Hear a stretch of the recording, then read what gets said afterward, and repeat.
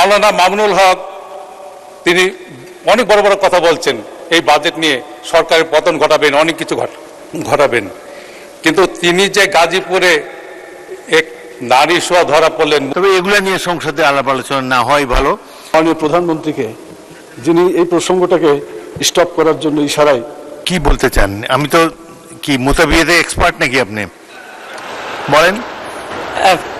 মুতাবিয়াতে আমি এক্সপার্ট না, তবে কনসেপ্টের ব্যাপারে আমি জানি। সদস্য, অপ্রাসঙ্গিক কোনো বিষয় বক্তব্যে না আনাই ভালো। একজন রাজনৈতিক নেতার পরকীয়া সম্পর্কে আপনি মন্তব্য করেছেন। সাধারণত নিয়ম হলো যার এখানে এসে জবাব দেওয়ার সুযোগ নাই তার সম্বন্ধে অভিযোগ তোলা সংসদে সমীচীন নয়। 2 নম্বর, আপনারা মুতাবিয়া সম্পর্কে আমার কাছে কেন জানতে চাইলেন? আমাকে কি এক্সপার্ট মনে হয় এসবের ব্যাপারে? মুতাবিয়া হলো সম্ভবত কেউ যদি বিদেশে যায়, বিদেশে অবস্থানকালে হয়তো টেম্পোরারিলি 1 মাসের জন্য বিদেশে গেল, আগের কালে নিয়ম ছিল 1 মাসের জন্য তিনি একটা সোকল্ড বিয়ে করতে পারতেন বা একজন পার্টনার খুঁজে নিতে পারতেন, এটাই আমার ধারণা। তবে এগুলো নিয়ে সংসদে আলাপ আলোচনা না হয় ভালো। আর অপ্রাসঙ্গিক কোনো কিছু অনুগ্রহ করে এখানে তুলবেন না।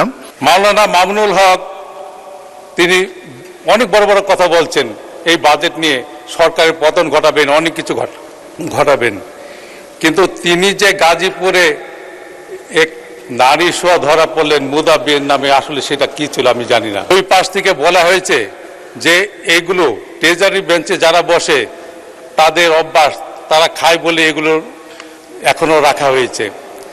আমি জানি না, আল্লাহ জানে কার কি অভ্যাস আছেন।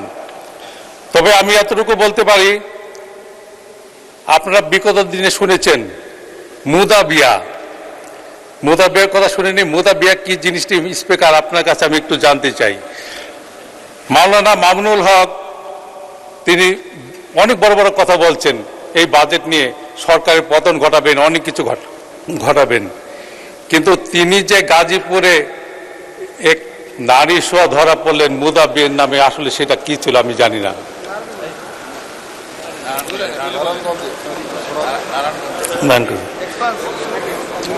ছাত্র শিবির নেতা জিসান,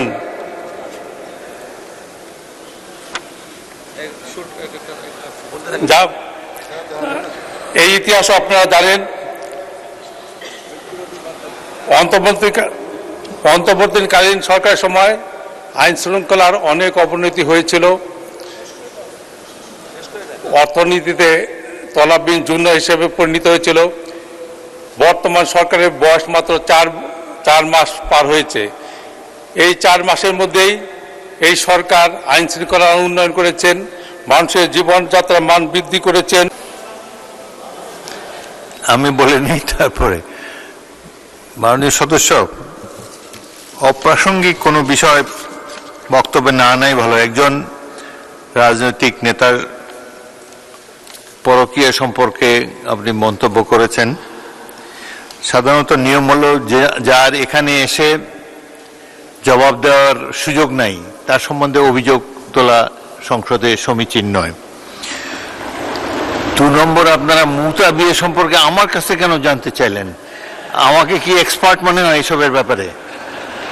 মুতাবিয়া হলো সম্ভবত কেউ যদি বিদেশে যায়, বিদেশে অবস্থানকালে হয়তো টেম্পোরারিলি 1 মাসের জন্য বিদেশে গেল, আগের কালে নিয়ম ছিল 1 মাসের জন্য তিনি একটা সোকল্ড বিয়ে করতে পারতেন বা একজন পার্টনার খুঁজে নিতে পারতেন, এটাই আমার ধারণা। তবে এগুলো নিয়ে সংসদে আলাপ আলোচনা না হয় ভালো।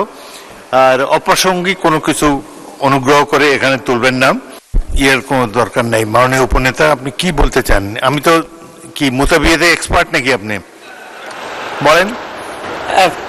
মুতাবিয়াতে আমি এক্সপার্ট না, তবে কনসেপ্টের ব্যাপারে আমি জানি।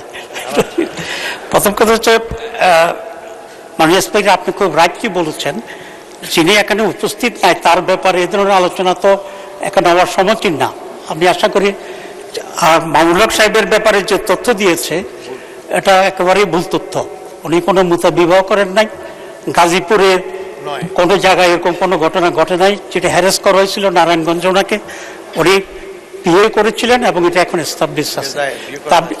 বিয়ে করার তো জায়েজ আমিরে জামা, মাননীয় স্পিকার।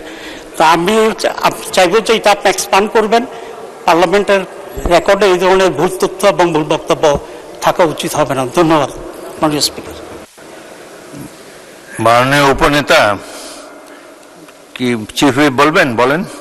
স্পিকার, যা অসংসদীয় এবং সমীচীন নয়, বিফিটিং দেখায় না। মাননীয় স্পিকার, আপনাকে অনুরোধ করছি সেটা মানে প্রসিডিংস থেকে এক্সপেন্স করার জন্য। ধন্যবাদ। মাওলানা মামুনুল হকের এই বিষয়ে আলাপ করা সংসদের কার্যবিবরণীতে আসার কোনো প্রয়োজন নেই, এবং তাছাড়া এখনো কিন্তু এটা আমি বলার ইচ্ছা ছিল না, তিনি তার অবস্থান পরিষ্কার করতে পারেন নাই। যা হোক, এটা নিয়ে আলাপ আলোচনা করার কোনো দরকার নেই।